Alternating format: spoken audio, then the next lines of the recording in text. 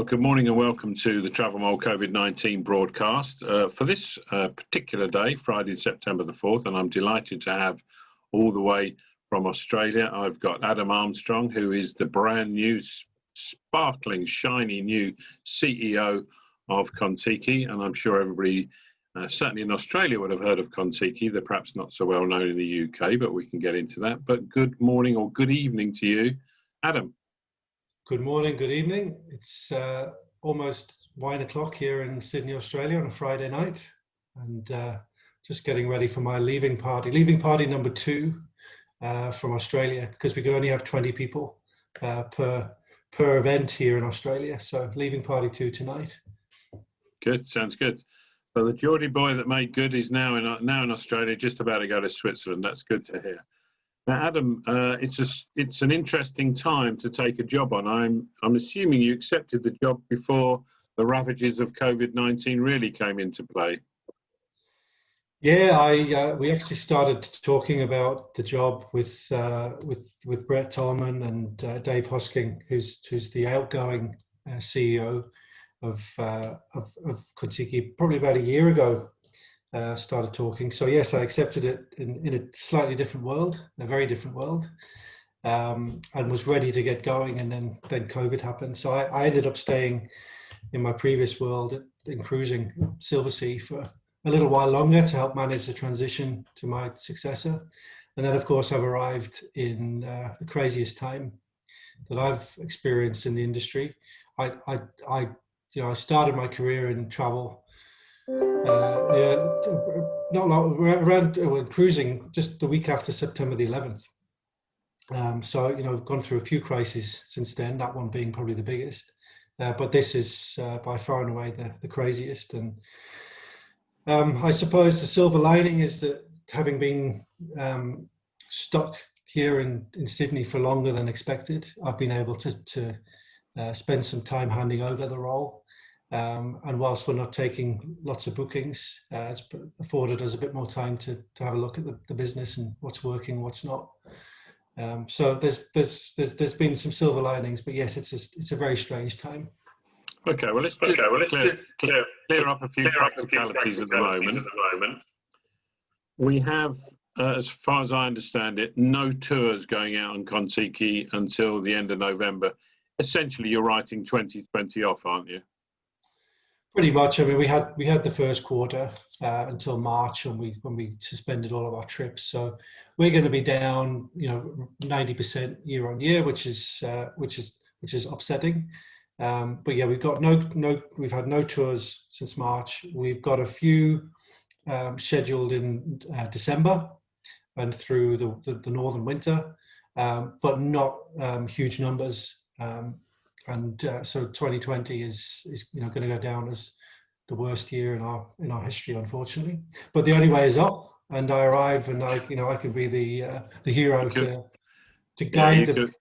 You could be the saviour of Contiki. Yeah, I like that. That's a good role. Now, just for those of people who don't know, Contiki, obviously a very well-known brand in Australia and in Europe, and perhaps not so well-known in America and the UK. Contiki is an adventure company basically for 18 to 30-year-olds. Is that still the gig? 18 to 35, yeah. So growing up in England, the northeast of England, I hadn't heard of Contiki, and so I went and, my youth went and did package holidays, including my previous employer, Thomson Holidays and the like, and wasn't really aware of Contiki. But down here in Australia, it is an institution. It was founded in the early 60s by a New Zealander called John Anderson, and it's grown over the 60 odd years to become what it is today. It's an institution down here. When you turn 18, your late teens, early 20s, you go and do a Contiki. You go to Europe. You go and do your big trip to Europe, the first big overseas trip.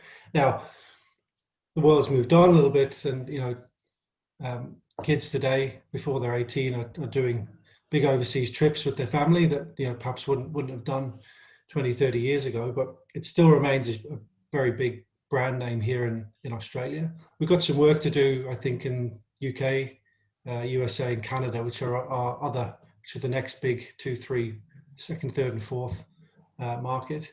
A bit of brand awareness job. So we largely relied on the trade in those markets. So relying on a core group of travel agents who understand who we are and have a youth market. Okay, so 60 years is a long time to remain relevant in that age group. 60 years ago, for example, we didn't have Instagram and TikTok. What are the challenges that face you getting new into the job in terms of, you've mentioned brand awareness in the UK and USA, that can normally be solved by brand design and money.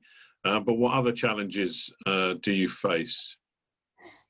Yeah, we're trying not to spend too much money at the moment, but when normality resumes, whatever normal is, the challenge, one of our biggest challenges is around marketing. So in our demographic, things are moving so quickly. New apps, new social media apps, and new tools within those apps being launched all the time. So trying to get our brand into that arena is challenging. It's doable. You just got to be very quick and agile.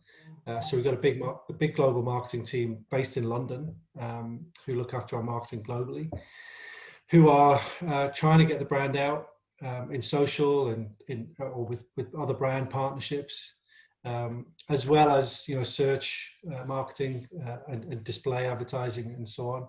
But we're in the olden days. When John started Contiki in 1962, he put a printed poster up on a notice board in a pub or a bar in London. We've come along a long way since then. So we're not doing outdoor advertising or newspaper advertising or TV. It's really moved to digital. That's where it's at, but it changes very quickly. Okay. You've also, Contiki has always had a reputation for, even in the early days, I think, for supporting sustainability and supporting communities that your trips would go and visit. I presume that would be almost commercial suicide if you were going to drop that type of image. Are you going to continue with that and perhaps enhance it or not? Yeah. It's a core. It's one of our 4 core pillars of why take a Contiki. We are part of the Travel Corporation, which includes Trafalgar and Insight and AAT Kings and many other brands.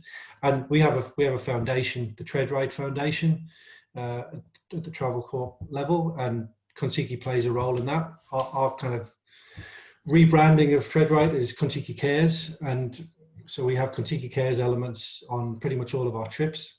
And it's, as you say, it's important to our demographic. It's expected that we travel responsibly where we can. So on the trips, recycling single-use plastics, the most environmentally friendly coaches that we can get our hands on, and then we give a platform to sustainable voices in all of our blogs and on the websites and in our advertising and so on. And then in the actual experiences, on board the trips, we go and we do Contiki Cares experiences in the cities. So environmental sites or increasingly people-to-people experiences. So visiting, we do in Berlin, for example, we do a city tour, but with guided by Syrian refugees who give you kind of their insight to Berlin. So yes, it's very important, and it's going to become more important. And I think you'll see some more later in the month. We'll have more at the Travel Corp level to talk about at the next stage of TreadRight and its kind of manifesto for the next 5 years. Good. Well, you seem to have you've got your plate full of things to do once you get to Switzerland. Just going on to a personal, practical level, you're going to be leaving Sydney soon, going to Switzerland. The logistics of that are not quite as easy as they used to be either, I suspect, are they? No, well, yes. Well, first of all, we had to get my work permit, which took several months because Switzerland's government offices were closed, so that took a while. Then we, as Australian citizens, were dual British and Australian citizens, we had to get permission from the government to leave the country. So Australians are not allowed to leave Australia at the moment, unless you have a very good reason to do so.